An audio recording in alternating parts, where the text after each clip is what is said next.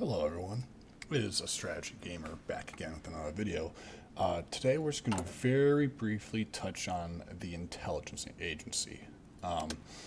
I'm going to preface this with I usually don't use intelligence agency. It's one of those things where you got to go completely all in or don't use it at all. So intelligence agencies, and I'm just going to quickly start this so you guys can kind of see what they do. None of this matters for the purposes of what I'm trying to do here. But intelligence agencies essentially is your spy network, and depending on certain actions, such as being in a faction and being the spy master for that faction, or having a lot of friendly countries in it, or taking certain advisors like illustrious gentlemen, which I'm not sure Italy has one. Yeah, there it is. This guy. You can get extra spies to do things. In general, you need a minimum of 2 spies to do anything fun, and I highly encourage 3 to do the really good things. But so let's wait till this guy's recruited. And again, don't worry about this. We're just focusing on this little guy right here with the eye. So essentially, there's 2 main branches of spying. There's cryptology. Cryptology is essentially how you decode an enemy's encryptions, which encryptions are like how they protect their data and stuff. And then once you break that for about 30 days, and depending on your level of cryptology, you can break it faster or slower.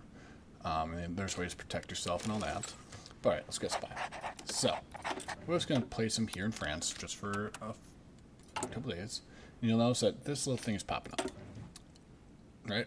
This is your intelligence network. You need a good intelligence network to be able to do anything. And what I mean by anything, I mean so you can do a lot of missions and operations. And operations are your bread and butter when it comes to intelligence agencies. Realistically, though, I only use them for a few things. I pull these up, so you can research these, and they all take civilian factories to do. So if you're a small nation, these really suck, and they really suck up a lot of resources. If you're a massive nation, who really cares? You got plenty to spare. But so getting this top row right here under intelligence tells you more about these. What you'll want to do is, one, infiltrate the nation by building up an intelligence network, and then you'll want to get into the economy, or civilian sector, the Army, Naval, and Air Force, and all these are different operations. Then there's passive defense. So this one right here will, without leaving a spy in your country, work against other enemy spies. This one will help with partisans, which partisans can be pretty bad if your economy is struggling, and so this will help with less of a strain on you. Blueprint sealing is great. If you're lacking behind the industry sector, you can get like plus 300% bonuses or minus 2 years ahead of time bonus, which cannot be valued enough. Portable radios are only good for coordinated strike. And coordinated strike is interesting. You need to have a war goal against someone. You need a large bomber fleet. And you need an intelligence network in a certain area. You can launch coordinated strike, and they can be devastating, but it requires a lot of things to be going on at the right time. And for the most part, you gotta be not at war if you really want to make sure it works. And I don't know. I'm not a huge fan of it. Invisible ink is nice because it makes things less risky. Plastic explosives. If you're trying to, essentially hurt the enemy economy or increase the resistance, that's a good way to use it. Suicide pills essentially mean that you're trying to make sure that your guys, if they get captured, die. That way the enemy can't interrogate them, which I'm not even sure interrogation does much, other than it holds them in prison, and you can't get a new spy until the one in prison dies or is rescued. These ones right here, a lot of mods mess with these because they're kind of broken in their own way. So like, for example, boosting ideology takes forever to do, but if you do it right, you can lead any country to a civil war, which is just absurd. Diplomatic training essentially is like, hey, I want to trade with you better, and I want to make sure that you like me. So like if you're like Poland and you want to join the Allies early, that's a good way to do it. Interrogation techniques is essentially, hey, we'll capture the enemies, which then they can't. They essentially the same thing you deal with. Oh, they're in prison and they can't, do much of them until they die or are rescued. Commando is just like God, I can't even remember. It just wasn't that great, if I recall correctly. Essentially, just helps them be more effective in sabotage missions and detecting enemy via counterintelligence. Then we have cryptology. In cryptology, so you have decryption and encryption. Decryption is, hey, I'm trying to read the enemy. Encryption is, hey, I want to make sure the enemy can't read me. And it's reflected in cryptology level. If you crack someone's encryption, you get to read everything about their country. And all this plays into, if you click on a country and go to Intel Ledger, you'll notice like, okay, I have 40% Intel, 5% Intel, 30% Intel, 5% Intel here. For a land army, I'm gonna be honest, guys. At the end of the day, your army's better or not. Knowing, like, being able to see the enemy and like how their stockpile is, how many divisions they have, and all that. That's great and all, but at the end of the day, most of your troops are gonna be at the front line shooting the enemy, and so really don't need to know that much. Navy, however, now that's a little more interesting because if you have someone like Japan and you have really good Navy intel on the United States, you'll be able to see exactly where their fleets are operating. So if you're going for like, hey, it's about, this American fleet's been harassing my, convoys for a while. I got some islands I want to protect out here. Oh, would you look at that? Their main fleet is operating this region. Why don't we send our main fleet over there as well and take care of that?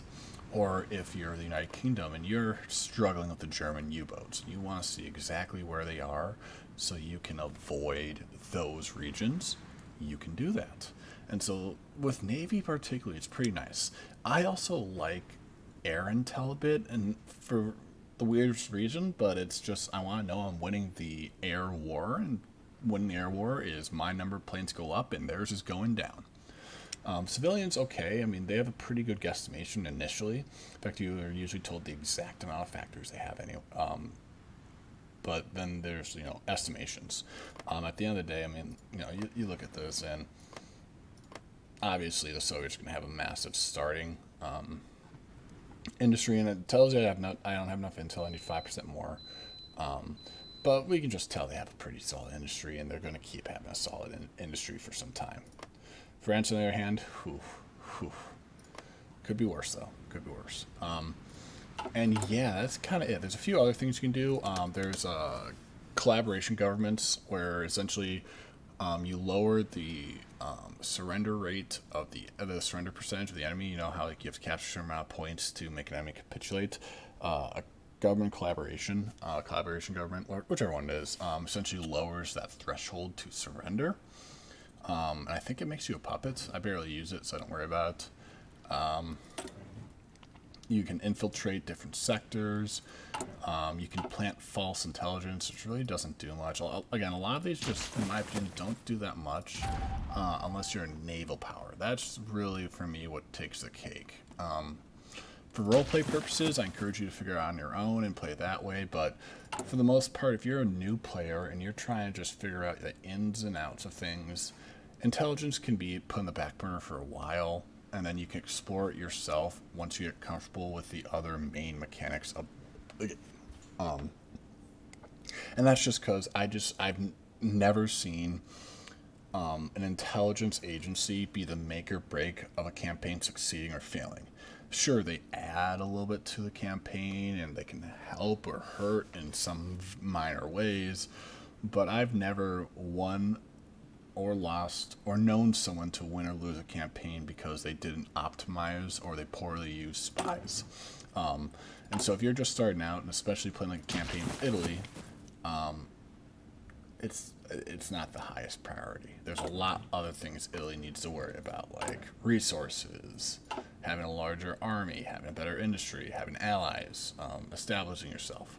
So if you're a new player, don't worry too much about intelligence agency. For those of you who are going to stick around for my upcoming videos, I am going to start a Let's Play Every Click Explained tutorial series on Italy. I think Italy is great just because they have an early starting war that I can like kind of walk people through. I'll explain a little bit about the Navy and kind of establish what my long-term goals are, which very briefly will be absolute Mediterranean dominance, establishing the Roman Empire, which means that I will need cores control all of these areas, which is going to be very fun, and that which will give me just a massive industry boost. And if all of that goes well and I get a little bit of time afterwards, I may take on the Soviets. Assuming that they're still alive, I'm not sure if I'm going to even ally with Germany. We will see how that goes, but that will be my next, gosh, probably 20-some videos. So if you stick around for that, please feel free to leave a comment. I'm hoping to do several campaigns. And yeah, I guess I'll catch you guys on the next one. Take care.